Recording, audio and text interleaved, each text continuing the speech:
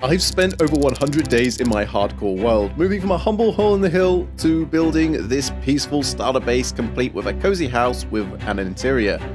But I now have a problem that is slowing us down. We are running very low on our iron supply, so to fix that problem, I'm today going to take on one of my biggest projects to date and build the ultimate iron factory, complete with auto crafters to make a whole bunch of items. However, the first thing we need to decide on is actually where to build our factory, but thankfully we have a large open area just across from our starter base in the lower plains that is going to be perfect.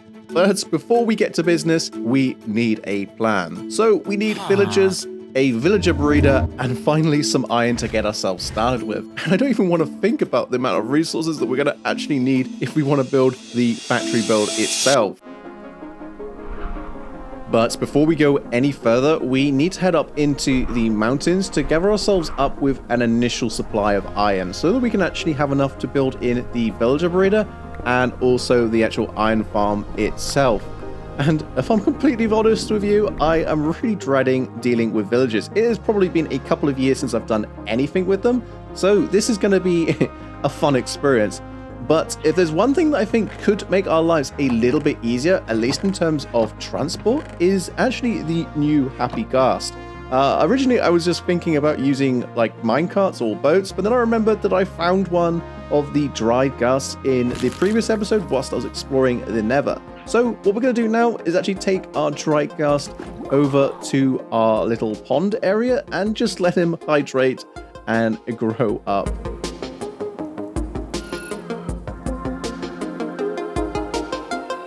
I forgot just how cute these little guys are. So our little floating marshmallow is now fully grown up, which is great. But what we need to do now is I think just craft up a harness so that we can actually ride him. And I have pretty much most of the things that I need. I just need some wool. So what we need to do now is quickly head over to our little temporary sheep pen and shear ourselves up. And yes, I know I do need to actually make ourselves a proper farm for them at some point. That's something for another day. Anyway, our harness is now crafted, which means we should be pretty much good to go.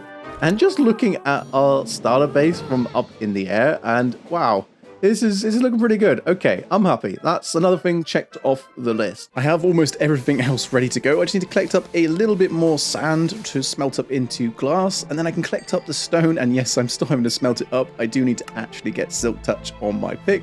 But with that, anyway, I think we're ready to actually get our villager breeder constructed up. And this is actually designed by MC Blanky, and I will leave a link down in the description down below. Super easy to make, and I'm glad he put it to the tutorial together because I would have been a little bit lost without it. But anyway, we have it now fully constructed and almost ready to go. We just have to plant in some actual crops. I'm just going to put in some carrots because why not?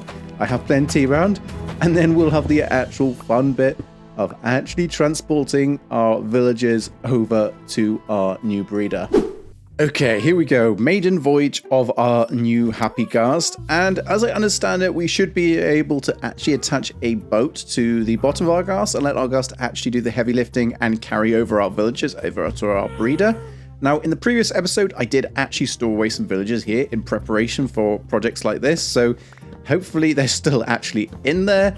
And we just then need to get them in a boat. Perfect, they're still here, so let's get them on in. So there's one in there, and then we need to nudge this guy in. Come on, in you get. Come on, come on. Come on, right. There we go, in the boat. There we go, done. Right, now we need to actually just get them actually attached up to the Happy Ghast. So I think it's just a case of attaching a lead to the boat, and then just attaching to the bottom of our ghast. Is he going to actually come anywhere near us? Right, snowball time. No, he's too far away. This is going to be a fun one. Okay, right, come on. Closer, closer, closer, closer. Right, okay, this could get frustrating. No, come back. Come back. Right, okay, he's here. Oh, no, that's not what I meant to do. Okay, right, here we go. Right, so lead attached to our Happy Ghast, and there we go. So with our villagers now safely attached to our Happy Ghast, I then made my way back over to our new villager breeder and then led them on into their new home, locked them in, and then started adding on a bit of a roof so that we don't end up with any sort of risk of them turning into witches if we have any thunderstorms.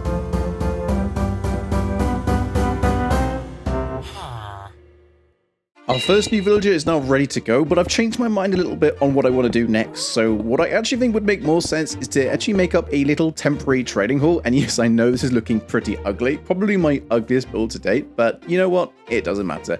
So we're just going to shove in here a few villagers just so that we can trade up for some of the common enchantments. So in particular, I would really like to get Mending, Fortune, and Silk Touch, and if possible, Efficiency 5. So yeah, we just need to get in our villager, and I think if I just put a boat up against the glass here, that should be enough to get him in. Oh, or I could just swap places with him. Either or, okay.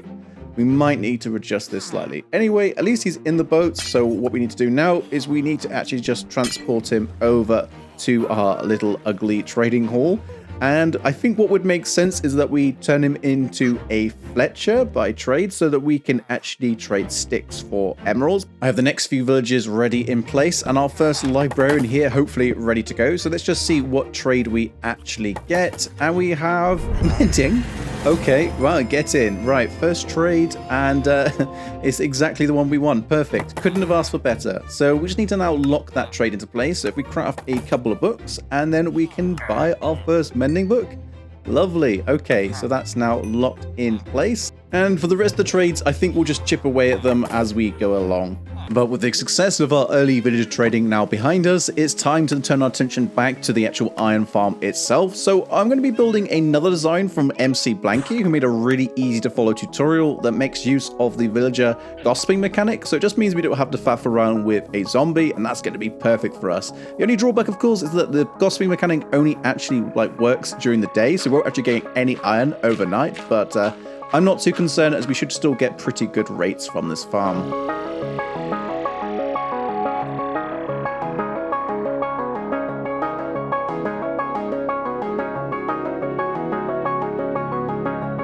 And now for the villagers.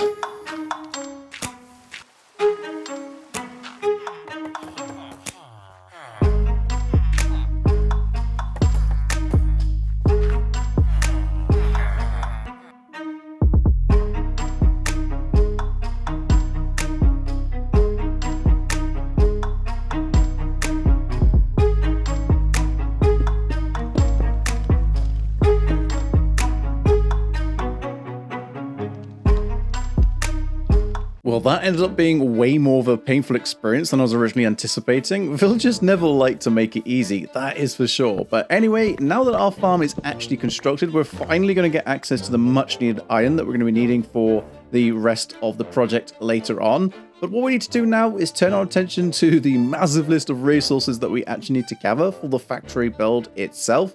So I'm going to chop down some trees and craft up all of the wood-related resources that we're going to need, and then we're going to kill some squid for black ink so that we can craft it into dye to make up some black stained glass. We're then going to gather up some clay balls so that we can then get that smelted on into bricks, as well as the black dye that I needed earlier. I also need brown dye, so we're going to bone meal up some cocoa pods so that we can craft up some of that brown dye. We'll gather up some sand and some gravel, and then we can actually make some brown concrete.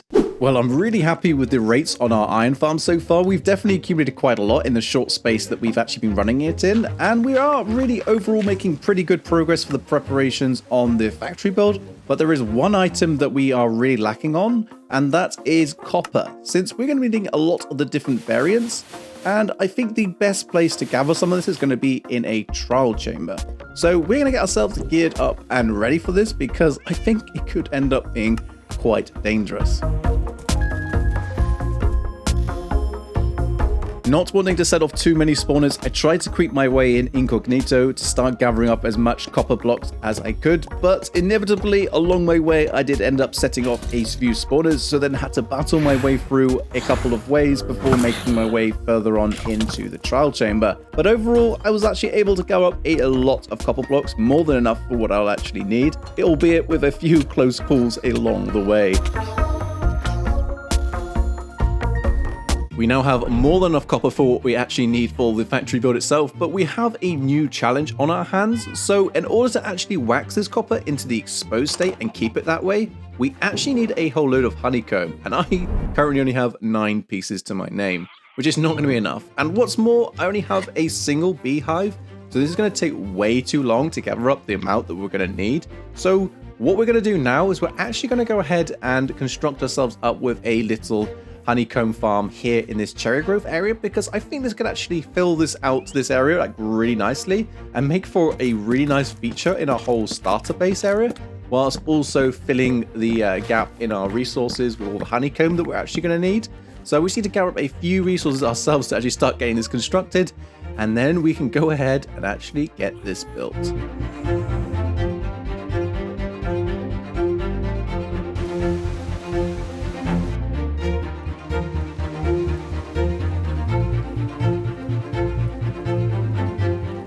Side missions are sometimes the best missions in this game, and I'm really happy with how this has come out, and I'm really happy with my little roof that I've added on and the bee on top. It was quite a last minute addition, but I think it works quite well. And definitely this whole farm fits in really nicely next to the wheat field and the cherry grove area.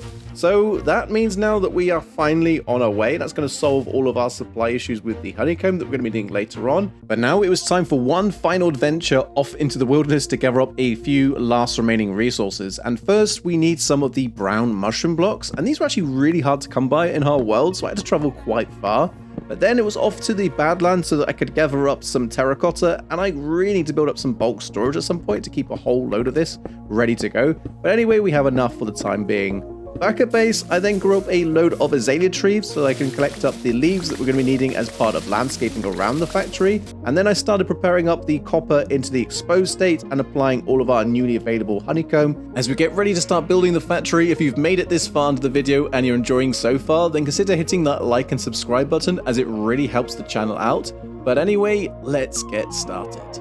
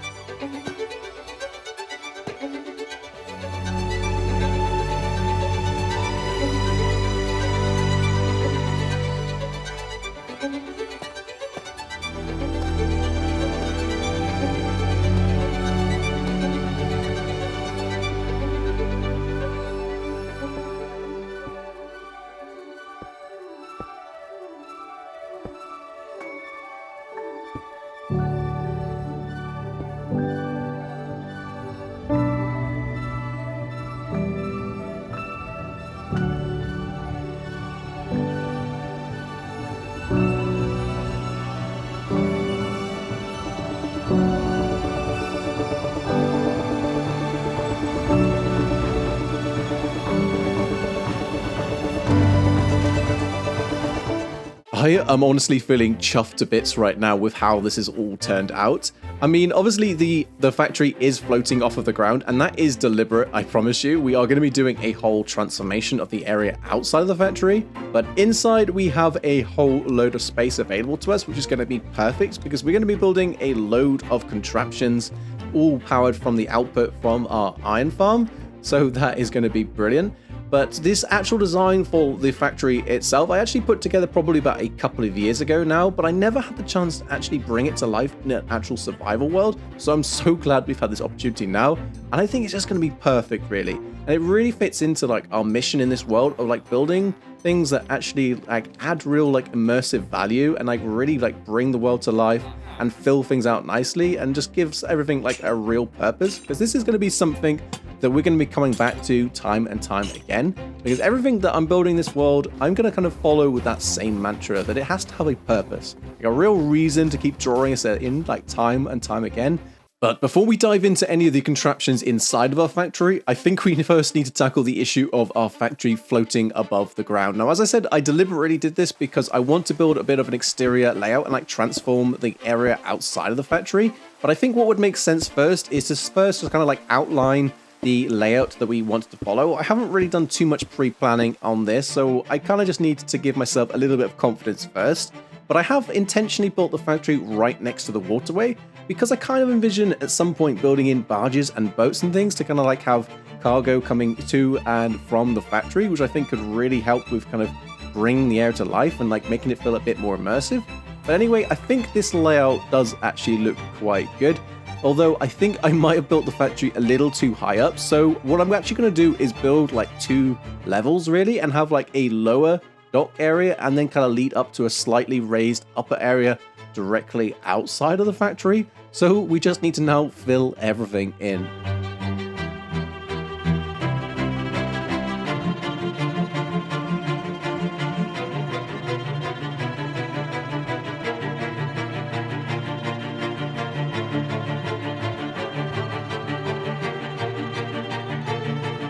So I think that's already looking a lot better. So we just need to now add in a few extra details to add in a bit more life into the lower dock area.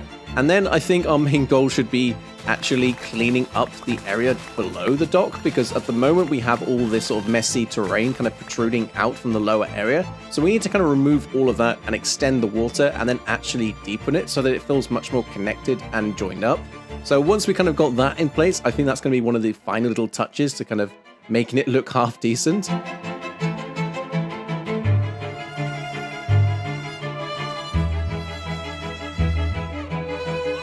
With the lower water area now mostly complete and looking a lot better, it's onto the area directly in the sort of the front section of our factory. So we need to actually spend some time and blend in a little bit more with the surrounding landscape. So I'm kind of going to extend the sort of the front platform area here that we've kind of got raised above the ground.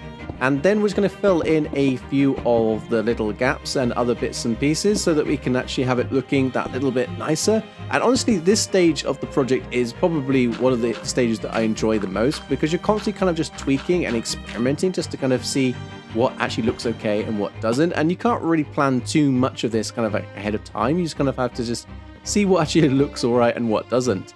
But anyway, now that that's kind of mostly done, we can actually add in a final little detail now, kind of like leading into the factory. And what I think could look really cool is like a sort of minecart type thing kind of leading into the factory. And I can envision this be something that could be drawn in by horses and carry in all like the raw resources needed to power the factory.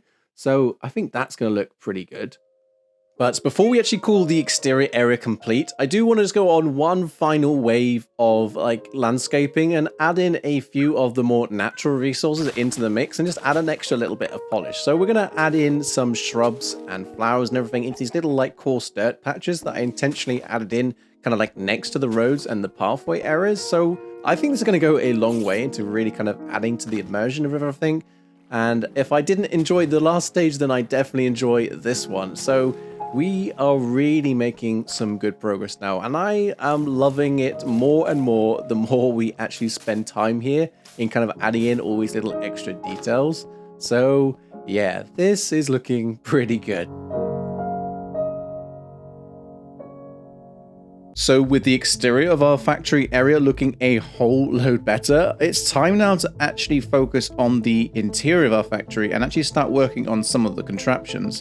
But checking in on our iron farm, and wow, it has been pumping out iron like crazy and it's absolutely full. So that's going to be perfect, because believe me, we are going to be needing a lot of iron, and I mean a lot. So that's going to solve at least one of our problems. But before we can actually carry on any further, we do need to address our rather sad looking redstone chest and collect up a whole load of quartz and also some glowstone. So what we're going to do now is actually pick up our gold helmet, head off into the nether, and then mine up a whole load of quartz and of course some glowstone, and then we can pretty much go ahead and actually start crafting up all of the resources that we're actually going to be needing for all of the contraptions. And for the actual auto crafting contraptions that we're actually going to make, I'm going to be splitting this up into two main categories. And for the first, we're going to tackle the much easier to craft items like your ingots, your blocks, your trapdoors, iron bars, and shears, since they only actually need iron ingots as the main recipe ingredient. So let's get started, and then we can move on to the next category.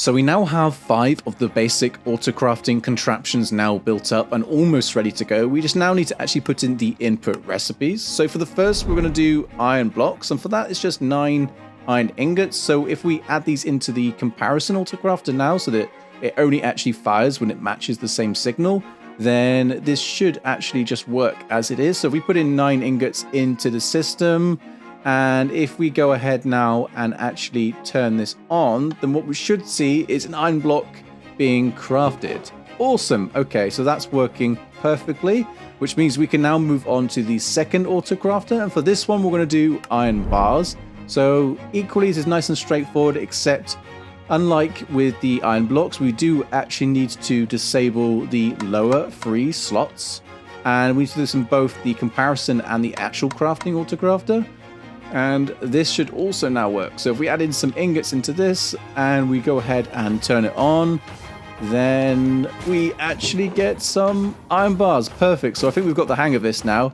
And then, yeah, so for the last 2, we're going to do iron trapdoors for this one. So it's just 4 ingots for this. So yeah, we'll just same story again. We're just going to disable the outer slots. And we'll do the same on the actual main crafter itself. And then for the final one, we're going to do shears. So that's just 2 ingots, even simpler. So yeah, the same story. We just go ahead and disable all of the additional slots around it. Perfect. That all works nicely. So with that, we've pretty much sorted now for the auto-crafting of the more basic items. And that leaves us with the more complex auto-crafting category. So I want to craft up anvils, hoppers, and chains. And for this, we're going to need a lot more of an involved, like auto-crafting circuit. So I'm using design from Insanity 21, and I will leave a link in the description below, but it makes it pretty easy to actually get exactly what we need, since we need to have a few additional ingredients inputted into the system. So I've got 3 of them now built up ready, and for the first, it's obviously going to be hoppers, so we need iron ingots and we need a chest. So for a chest, we actually need to first craft up wooden planks. So we've got the first auto-crafter handling that. So we'll take the logs into planks. We then need a second auto-crafter that takes the planks into chests. So we need to disable the middle slot. And then finally, for the actual hopper, we need to have our iron ingots sort of in place on the sides and then have the chests in the middle.